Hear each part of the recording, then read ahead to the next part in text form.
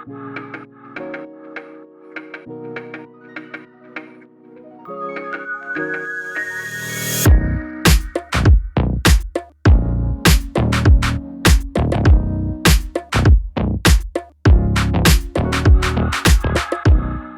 back to another episode of the new podcast, Not the Same, where I bring you true stories of real people sharing their personal testimonies of transformation. I'm your host, Rachel Heinberg. We're 7 weeks into this podcast now, and each week has brought a new perspective on what an individual can go through and still come out smiling on the other side. I am amazed at God's grace and love to continually change and transform people no matter their circumstances. If you've just tuned in, thank you for taking the time. I'm so glad you found us and trust this will become a new favorite. If you haven't already, go back to the first episode and catch up. Each story has been amazing and you won't be disappointed. We're available on all major platforms, so choose your favorite and like, subscribe, or follow to make sure you're not missing out. Last week was a great time with Bongi. Something I've come to love about South Africans is their ability to tell a great story, and Bongi was no exception. This week I have with me Kgomotso Todd. Kgomotso is a recent transplant from one of our other churches here in South Africa, so I'm just recently getting to know her, which has been very enjoyable. A recent conversation with several young ladies was the inspiration behind me asking her to tell her story. Being raised in traditional religion and her subsequent journey led me to believe that her story would make great impact on others as well. So let's go ahead and get started. First of all, thank you very much for being here. I appreciate it. Thank you for inviting me. Absolutely. I'm looking forward to what we're going to hear. So you can start off with maybe how you were raised, your family. I'm from Daun in the Northwest. I was raised in a 2-parent household. I had 6 brothers. I'm the only girl. It wasn't fun, but it was fun sometimes because we would climb trees and, do all the fun stuff that boys do. I was never really a girl's girl. Okay. But growing up, I had a good childhood. I was a daddy's girl. I think I still am. I love my dad. I love my mom. I have 5 older brothers. All of them are, an inspiration. Each and every one of them had like an impact on my life. Okay. From my taste of music, the way I like to dress, some of my fashion trends that I've experimented with throughout the years. Yeah. The one who comes before me was the one with the biggest impact because I wanted to be like him. I wanted to be as creative as he was. From like a very young age, was ambidextrous. Oh, nice. He used both hands and I wanted to be like that, but my left hand would just not catch up. And I'm like, why? He went on to be a multimedia artist. That's cool. But my passion was always in journalism. I just didn't know that you could still be creative and be in journalism. And what's the age difference between you and the brother right next to you? That was your big inspiration. That was like 6, 7 years. Wow. Yeah, it's a 7-year difference. So when I was in grade 1, he was in grade 8. So he started high school? Yeah. So he would walk me to school and then walk to his high school. Okay. For like a couple of months until I got friends and all of that. Yeah. But I grew up well. My dad was a cop. Okay. Top cop in the community. So we all knew we had to be sharp. On time, straight, all of those things. But I just never caught up. I was always like 5 or 10 minutes late. But growing up, that was not flying in my dad's house. When he said 5 o'clock, you all need to be in the house. At 5:02, you have to be in the house. Yeah, my dad was the same. So and he wasn't a cop, but he was the same. Yeah, he raised his boys in a military type way. Okay. It was, your shoes polished and everything needed to be ready before the next day. But he was also quite loving on me, especially seeing that I didn't have sisters and all of that. Yeah. Then 11 years later, my little brother was born after I was born. Yeah. And my other brothers had left the house, obviously. Some of them started getting kids. Yeah. So you're the youngest of the first 5. So I was number 6. You were number 6? Yeah. And then the little one is number 7. Mm-hmm. So when you were born, how old was the oldest? He's 20 years older than me. Yep. And then there was 4 more. Yeah. And then you were born. And then I was born. Okay, so you didn't have many years with all of them. No, I imagine didn't. I had a lot of years with the 3 before me. The other 2, not so much. Okay. I know them. But it's different. It's almost a generation, 20 years. I'm popping kids every decade, man. Yeah. Yeah, your mom didn't mess around. Well, the first one is not my mom's. She came into the marriage and found him there.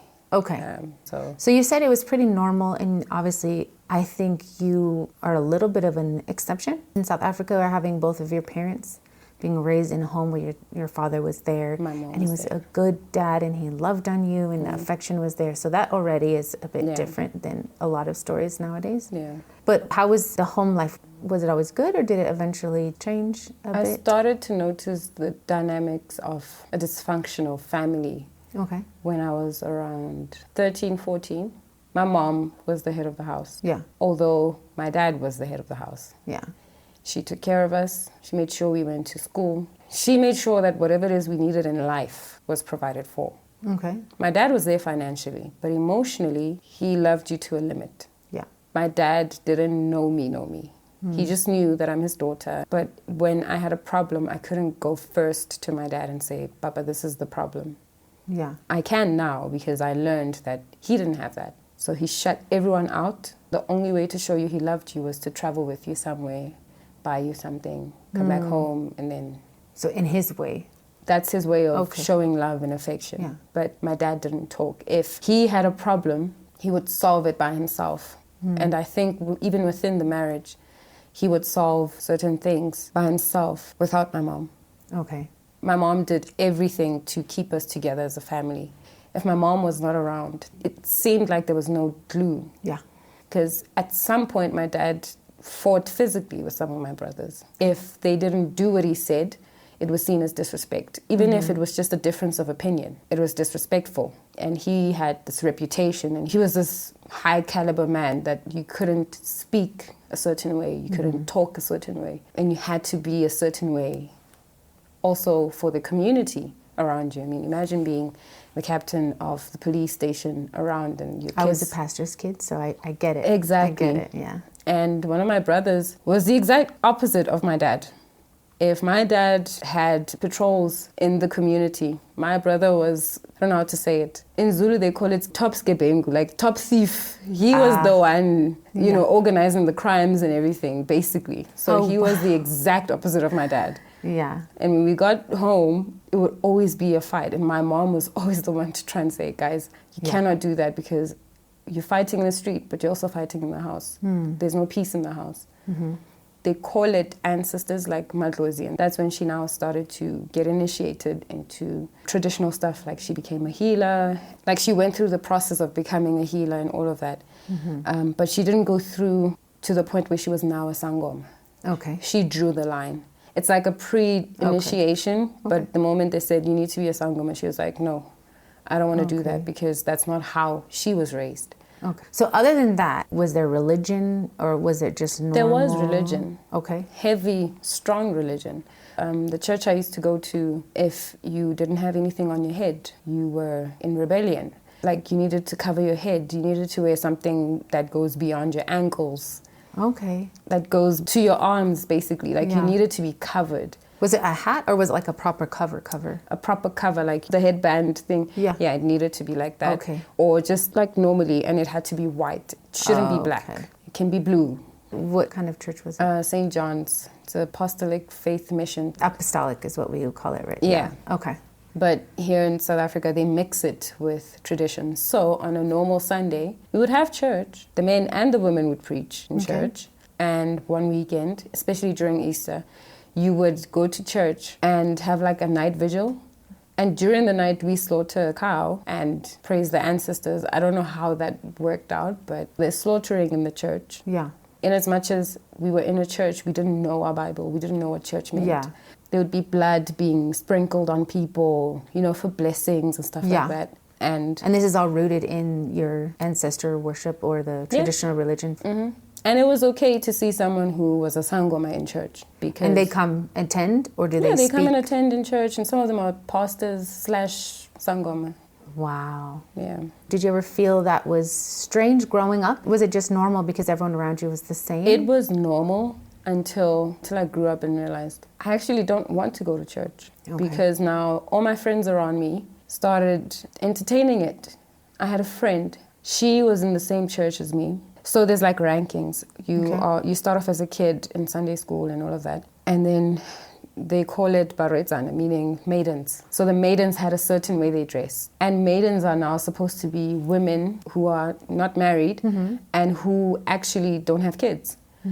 But all the maidens in the church had kids with the same guys they were in church with, and it was seen as okay. And for some of them, it wasn't consensual. So it started to bother me a bit. So my friend Mutlalipule started messing around with one of the guys, and I cannot confirm it, but I think she opened the door and she now went on to initiate and become a sangoma. Because in my mind, certain things are spiritual. If you tamper with certain people, certain things that they do, and you open up that door, it opens up a certain other doors. Realm. Absolutely. So and so that scared you? It scared me because I felt like, okay, so if, say, I want to start dating now and I start dating a guy, what if I become a sangoma? I don't want that for me. They do horrible stuff too. Because I know very little about ancestor worship, traditional religion, the sangomas. I know they're looked to as magical men, right, or women. I mean, because they can be both men and women. But there's some sort of spiritual leader, I'm not sure how you would describe it. Native Americans call it medicine man. But what you're describing is that you're also frightened. So it's not like something that people look to like, oh, wow, that's a good thing. Maybe explain it a little. You're supposed to revere it. You're supposed to fear it. It's like idolatry in a way. Okay. You're supposed to have a reverence for this thing because it's people that lived before you that you need to respect and honor. And if you don't, then you're in the wrong. So it can be seen as good. But for the most part, I feel like it did a lot of bad. I don't know how. I cannot confirm if it was meant for good. But I think that for some people, when they initiate into these things, they think all of my life problems will be sorted. Because I'm in sync with my ancestors, I'm now going to be in sync with life. I won't have these problems anymore. I won't have those questions anymore. And I think there are certain eternal questions that it will not answer. Your children are going to be affected by the decisions that you make based on spirits you couldn't confirm. So you're supposed to revere the practices because this is what Africans do. And this is what Africans before us did. Okay. So you worship the ancestors in the sense of everything you do is to honor them. And do you consult them? And this is always through a sangoma, or is it? Sometimes it's through a sangoma, sometimes it's through a healer. Okay. So they are healers and then there are sangomas. Okay. Healers will do like herbs, medicinal stuff and all of that, and they will try to find a spiritual problem and a spiritual solution to your problem. Okay. But they will not go as far as a ritual type thing. Okay. There are certain things that are embedded in ritualistic ways, but a healer will try and see what can they use from the earth to help you with your problem. And if they cannot do certain things, they take you to a sangoma. And the sangoma is like a step up. That's the one that will now take you to a certain thing that you have no idea of. My mom was our friend. She was our healer, everything. And just before she resigned, she stopped talking to the sangomas and stuff. And she decided, I don't want this life. Because she actually initially never wanted it. But I think religion has her bound to thinking that it's still okay. Yeah. Well, there's a pull. So she would, get medicinal stuff from the garden for us. And she would plant a tree.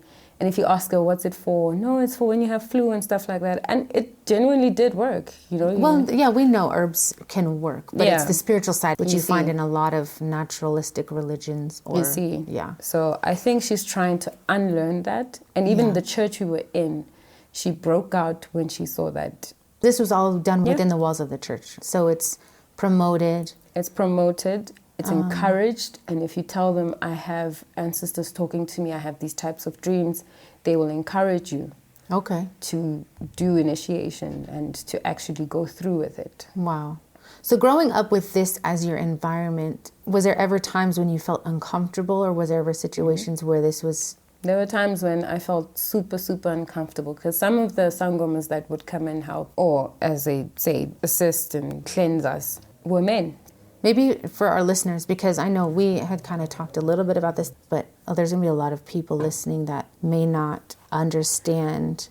Say that you feel like ancestors are angry with you and someone takes you to the sangoma. What's maybe something that they would do as part of a ritual? I'm not going to say I remember specifically, but when I was in grade 8, I was 13 years old.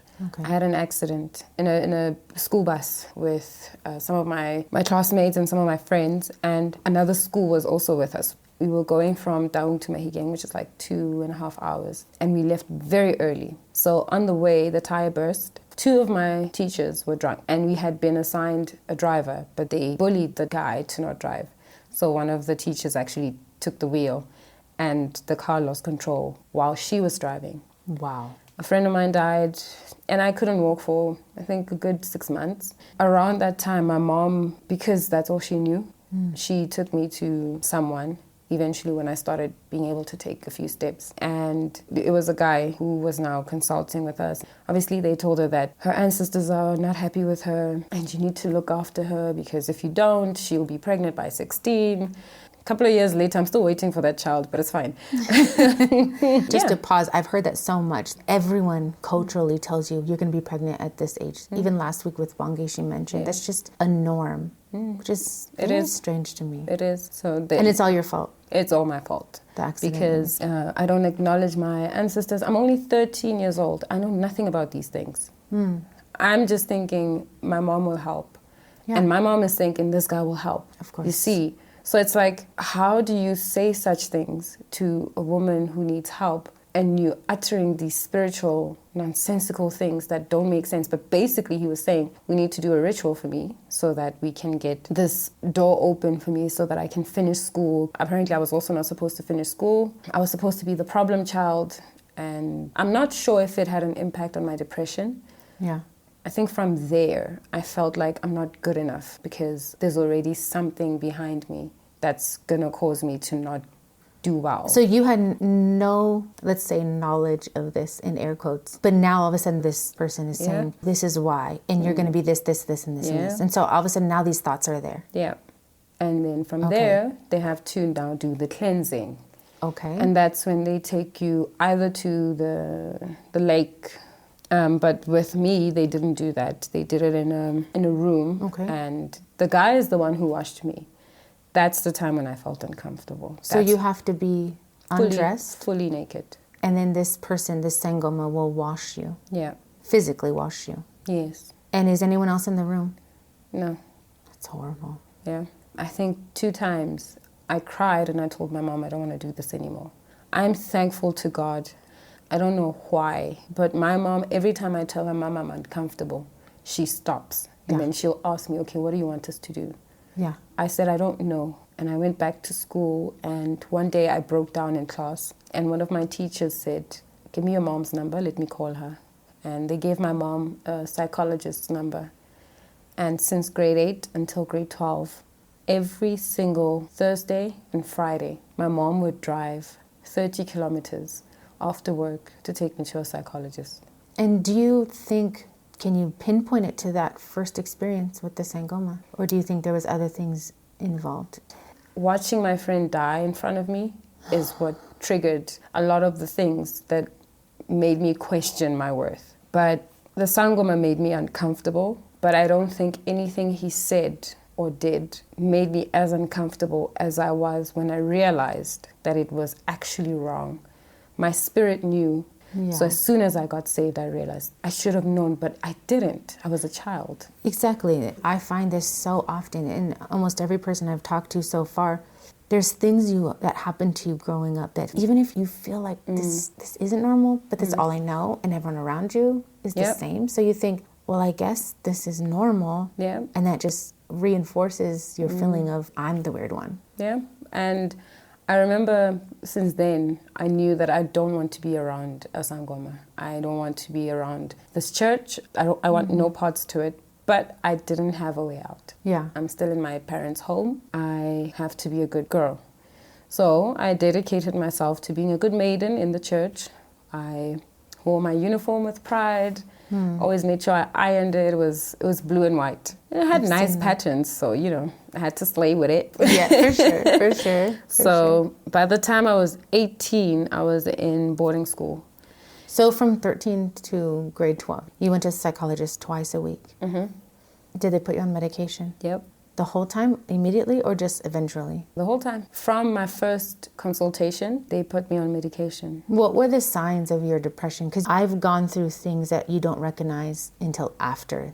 Oh, that was a sign, that was a sign. But what would you describe from your teenage perspective? Because I know depression can manifest in a few different ways. For me, it was a seriously low self-esteem and self-worth. I did not think of myself as anything. It ranged from extreme lows to extreme highs. Okay. I wanted to be the best in class. I wanted to get all the A's. And as soon as I fail, I break down. And in my mind, it did not make sense for me to fail because my parents pay for my school. I have food. I have a car that takes me to school every day. My parents take me to... Why am I failing? What am I doing wrong, you know? And I felt like I'm not worth it on the other end. So it was extreme lows and extreme highs. Yeah.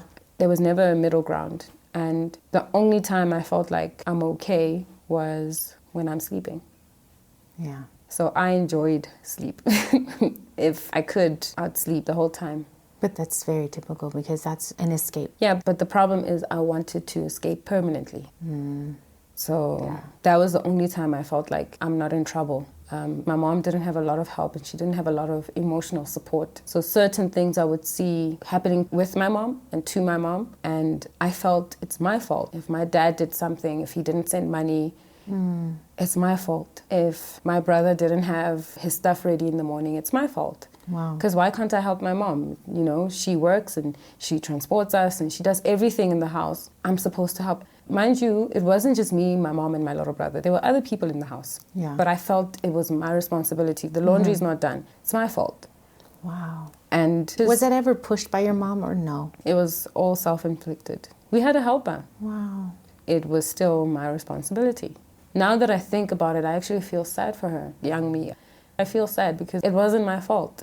I didn't know what was going on. I get it now, but I feel sad because I feel like in as much as I had a childhood, I didn't enjoy my childhood. Even my teen years, I didn't enjoy. So you mentioned something that made me think, did you, I'm assuming, battle suicide? Mm-hmm. Like to the point where you ever attempted or you just wanted to or you thought about it a lot? I attempted once. And for someone who had asthma, I kind of sort of knew what it was like to run out of breath. Yeah. And it was like, this is painful. So if I do it, it has to be as painless as possible. But I never got to it. So good. I thank God for, being a coward in that sense. But that feeling left and I realized that in as much as I wanted to, I was so scared that, okay, sharp, I die. Then what? Yeah. What's my mom going to say to people? Because if I die, they're going to blame her.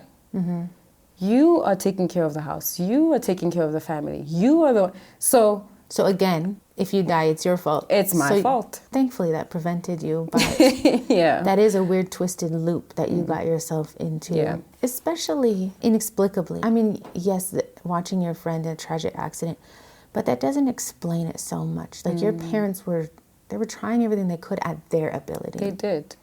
And that's just another proof of when you open those doors, like you said, you just don't know what you're going to get into. Yeah. So, what then? I made it to 18 and I had friends growing up, these twin girls. We went to first grade together. We're still friends today. Oh, I love that. So we literally grew up in front of each other. So by the time I was 18, their parents and my parents were like, since you guys grew up together and we know each other, go to the same city, go to Bloem. Okay. So I went first, but it was a big fight in the house because my dad felt like, why do I need to go to school? I could stay at home, help my mom. But my mom was like, that's enough now. She needs to go. All her brothers went to school. She cannot be the exception. Just because she's a girl doesn't mean she shouldn't have a future. So my mom got in the car, took me to Bloem, went back home. I was in Bloem for a few days and then I went back home. And then I tried to convince my dad. My dad said no. What did my mom do? Hired someone to drive me back to Bloem.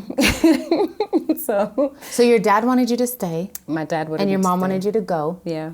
So you I did not want to stay at home because I knew if I stay at home, I'm going to either end up pregnant or I'm going to become somebody's punching bag. Remember, I still have a low self-esteem. I still think I'm not worth it. So now imagine bringing a teenage girl who's of dating age around boys. Yeah. So in my mind, it was like, I'm seeing a crash scene already. So I need to leave. Did you ever date anyone during high school? Hey, madam, no, I didn't. Okay.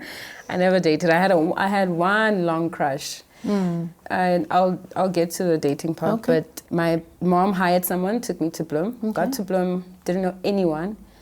I don't know how it happened, but one day I meet up with those twin girls at the university, and they're like, we've been looking for you everywhere. Oh, wow. Immediately when we walked out of the campus, someone recognized me. I didn't know her. And she's like, aren't you that girl from back home? I know a place where you can go stay. Okay. Then I said, okay, take me there. And then she took me there, and it was a young Christian women's home. And the lady said, you're welcome to stay. You don't have to pay rent now. Figure yourself out, and we'll sort out everything. My twin friends then left and told my mom where I was. It was 2012. I stayed in that place until 2015. Oh, wow. And that very same night, when I found a place to stay, a girl next door to the room I was in was like, knock, knock, knock on my door, took me to church, and then I got saved. The very same night. Very same night. Tell me about your experience there. You just quickly said it. So you went to the Bloemfontein Church, right? Yes. And who was the pastor at the time? Pastor David Kennedy. David and Kennedy. Sister Okay. Louise.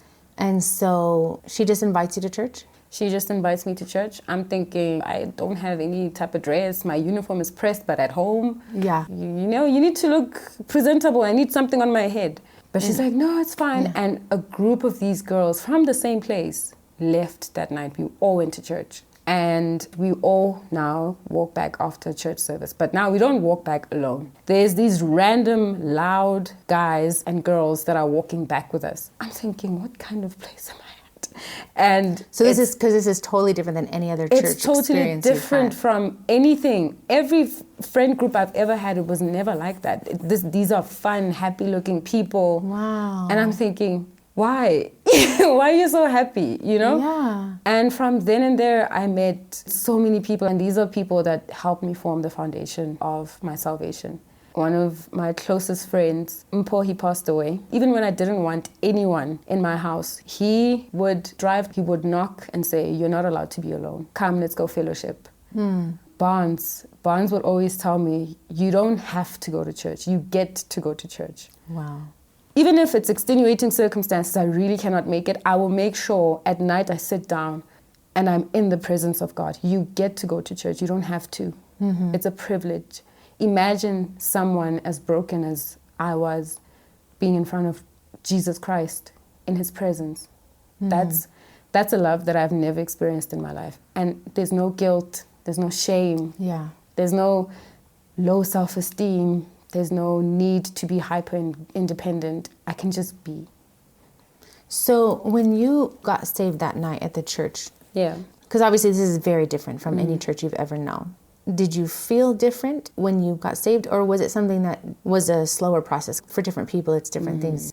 For me, that was the start. I didn't immediately get it, but I knew I had friends, even though I didn't know them. I got saved the Thursday night. The Friday, we just had one big fellowship at the very same place I stayed at. Nice. The caretaker would allow the guys from church to bring games, and we would sit in a public space and we would just have fun. And you had never done anything like this? No. Did you find yourself participating or just sitting back and watching? I found myself participating because That's great. my initial reaction was always to stay away or overcompensate by talking too much. But there were other people that were talking to me. So it felt like I can get without having that need to like overgive. Yeah. I felt like this is my community. I guess you could say you could just live and not have everything be your fault. You don't have to worry about all that. Yeah. The sad part came when I had to go home for the holidays. That's when reality sets in. For the past 6 months, you've been learning to accept Jesus Christ. You've been learning salvation, about redemption. You get home, there's none of that. Okay. And you tell your parents, I'm born again. Hey, God. What was that reaction like? It was bad. My mom told me I've signed myself up for Satanism. It was a bad couple of years. Until I graduated, they said to me, it's a phase. Yeah. And you are never, ever going to go anywhere with that born-again Christian thing of yours. My brothers kind of excommunicated me. I wasn't anymore invited to family meetings, no family nothing. And it didn't bother me because either way, I was still having fun. I was still enjoying life. They did not take it well. They said to me, it's a phase and it's going to go away. And I remember asking my mom, but Mama, you taught me how to pray. You taught me the Lord's Prayer. Yeah. How can you then turn around and say the Lord's Prayer is Satanism? I actually, for the first time in my life, read the Bible for myself when I got saved. Wow. Someone bought me a Bible and said, here's your Bible. And the person that bought me the Bible, she wasn't from church, but she was also saved. And it's like, so there's people like this even outside of the church that I'm in. Because your world was so small. Yeah, so it's like, okay, we can do this. Wow. It's not just me. It's black people that are Tsonas, people that are Xhosas, people that have strong religious backgrounds, people that have strong cultural backgrounds. Was there a problem because of the pastoral? Yep. I've heard it before. So the fact that my pastor was white, he was very white. And so that was through all of your university? All of my university years until it was my graduation day. So my first graduation, my mom and my dad came, and my mom saw the ladies from church that I was staying with, the people from church that were congratulating me, that were happy for me. This is not a phase, this is who you are, ne? I'm like, yes, and she cried on the spot. But she got it. She got it. She didn't understand it. Yeah, she was able to accept it. And she said to me, I thank God that you actually left, because had you not, you wouldn't be where you are. Regarding the depression, did you notice something very different immediately after salvation, or was that also a process? It was immediate. Wow. I just stopped. When I woke up in the morning, I didn't take my pills anymore, and I could concentrate. And no one told you? You just decided, no, let me try this? Or let me... Not even let me try. It was just almost like it was no more in my mind. Wow. It just left. It's almost like a clean slate that started that very same day I got saved. I struggled a bit, yes, with my salvation because, we all do. That whole year was me learning and reinventing and, relationship dynamics now actually really work because I never got that. I never really was taught that. But with the depression, it was gone immediately. That's amazing. Now you're graduated from college and your mom has realized, okay, this is you. Your dad, how did he react? Remember when I said my dad is the type to take you out and buy you stuff? He did that. I got back home, then he's like, okay, so I want to retire, but I want to do something for you. I had asked God for a car, and my dad was like, how about we buy you a car? Wow. In my mind, I'm like, Jesus, I only spoke to you about this. Why did you go and tell my father? But he started my life off with that. He bought the car and then eventually I finished paying for it. But the car outside is the one that we bought together. Wow. So it was probably his way of saying good job, but also, hey, I accept this new you, however it is. I love you.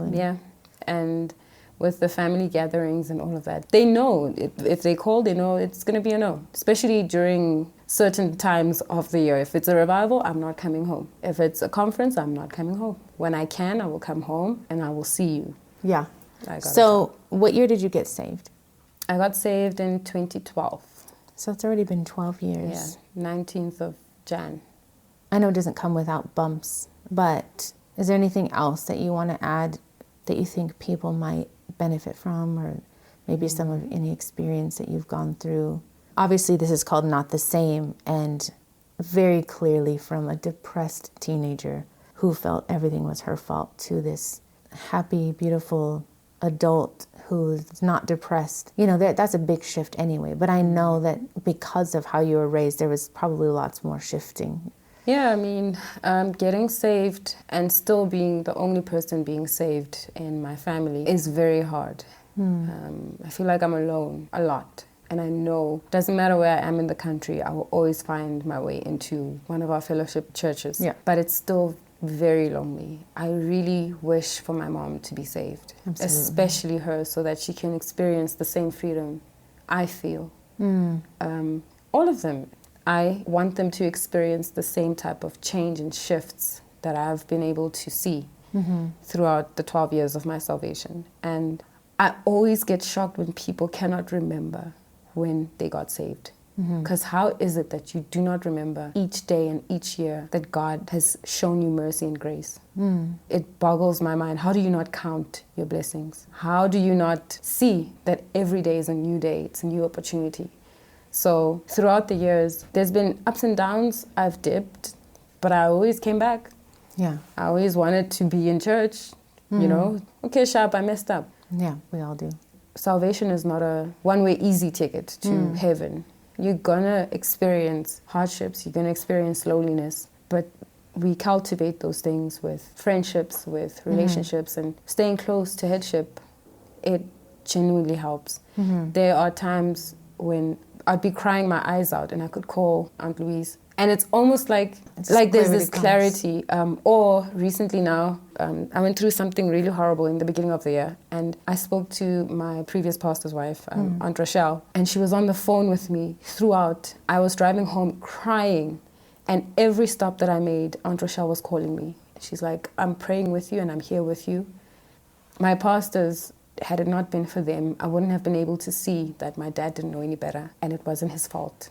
Yeah. So throughout your salvation, you need to learn every day. You need to thank God every day, because you learn something new in salvation every day. And even if God doesn't do it now, doesn't mean he's not going to do it tomorrow or 10 years' time. Our logic will never, ever comprehend God's logic.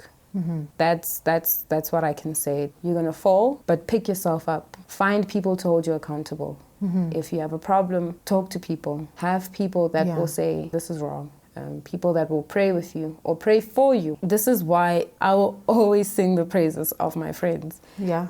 I know that when I'm struggling, they've already petitioned God for certain things that I might not even know I need. And it's the same for me as well. Yeah. And these are lifestyles that you don't learn anywhere, but you can only learn in the house of God. Yeah. God knew exactly what you needed when you needed it. Yeah. So this supernatural encounter with this one girl, probably just, oh, this is a new girl, let's invite her. And little did she know that that was absolutely the answer. Yeah. You didn't even know the question, and that was the answer. Yeah. And from that moment, your whole life in bloom was as a Christian. Yeah. And just so people know, you're here in our church now. That's very recent. So when did you come? I went back to studying again. I said I was tired, but... Some people want to be eternal students. Because I wanted to change my career path. So my whole life I wanted to be a journalist, and I'd always prayed to God. But an opportunity came. I was able to register and start studying, but I can only come to the campus in Johannesburg. My time had to be split into work, church in Bloem, school in Johannesburg. For the past 2 years, I would drive up and down for school. And then I met someone. Basically, we decided that since we've known each other for the past 7 years, let's date and see how it works. Eventually, he spoke to my pastor. He was from our church in Bloem, but he was living here for a couple of years. I thought he was still in church, but he wasn't. I think when deception and the devil is at play, sometimes, we miss certain things. Yeah. And I think he played a good game. Some people are very good at deception, unfortunately. Yeah, but I think it wasn't just deception of the people around. I think it was the deception of, deceiving himself. You know? Yeah, it didn't work out. So I started staying officially in Joburg in January. And it ended in January. When God exposes, he doesn't play. He will expose you to you. But that child that blamed herself came back between January and March. And what changed in March? That's when I noticed that God was actually looking out for me, because I had been staying next to a friend that I met in 2015 the whole time. And her mom saw my car, and she'd be like, I saw your car next to my daughter's house. And then one day she's like, you are right next door to us. And I'm like, oh, Lord. So you were hiding from January to March? Yeah. I see. Yeah, and I was hiding right next door to Pastor Ling and Sister Anne, who we had on this podcast a couple weeks back. We spoke to Waleed, because you're friends with their daughter, Keisha. Yeah. So God just works things out. In March, when I went to Barnes' wedding, I said the exact same thing to him and his wife. And he's like, look at you trying to hide in such a big city, and right next door is Keisha, her mom and her dad. It just blew my mind. So that encounter when she talked to you, was what drew you back to be like, okay, I need to get back. I woke up from whatever sleep I was sleeping because every night I felt like a failure. I felt like instead of going forward, I'm going backwards. Yeah. You know? I wasn't seeing that God had actually answered my prayer. I wanted to be a journalist, and I'm a journalist. There you go. I wanted him to change my career path, and he did. Just was not seeing it. Yeah. From March onwards, I got more involved in church. I didn't want to. I tried so hard to run away from Wendell, but... He's going to hear this. He listens to this, so... But Tasha... Good job, Wendell. I met Tasha, his wife, 10 years ago. Okay. And every time Tasha would just smile at me. And when I saw my name in there, her and Shani were like, oh, girl, you're part of the team now. And I'm thinking, I don't want to be... But every time I saw her smile, it was like something changed in me. I'm like, you forced me in here, but I kind of sort of like it, so do it again, you know? Exactly. Like I said in the beginning, I've only known you for a few months now, but watching how people accept people, it makes me happy to think of those girls doing that so long ago for you, because that's what I see even now in our church. And you hear story after story of people saying, man, I just felt so welcome, and I felt like I belonged, and I felt like I found a new friend group or a new family. And it's great because that's a testament of God's love through his people. That's what the church is for. Yeah. And that it's still working, and that it's made such an impact on people's lives. Yeah. Never mind 12 years ago, but just a few months ago, because the devil exploits our low times. You know, just like you said, that little girl came back. You know, I think we all fight that a bit, thinking every time we mess up, it's easy to remember every other mistake we've ever made rather than, okay, let me keep moving on. Yeah. We're glad you're here and you're a part of us, and Thank you. We welcomed you here. You're welcome. Sorry, Bloom, you can't have it back. Yeah. But yeah, I think that's a good place to stop. So thank you again for taking the time. I know we kind of have scheduling issues because your job is so busy and you're so busy with school. But I also want to thank you listeners. Without a listener, I say this every time, but the story can't be heard. If you enjoyed this episode, I encourage you to share it. We can never know the true impact of hearing someone share their experiences like we heard today. For myself, like I said last week, this has been such an incredible journey. I'm so grateful to be here. I'm humbled to be allowed to share and listen to people as they tell their stories. Lastly, if you are not a Christian, or maybe you have been in the past but are not currently, and you want this change for yourself, it's possible. John 3:16 says that God gave us this free gift through Jesus Christ to anyone who will ask, and a simple prayer can change your life. All you have to do is acknowledge your sin, recognize Jesus paid the price for that sin, and just ask him and he'll forgive you. Until next time, this is Rachel Heimberg, and you've been listening to Not the Same.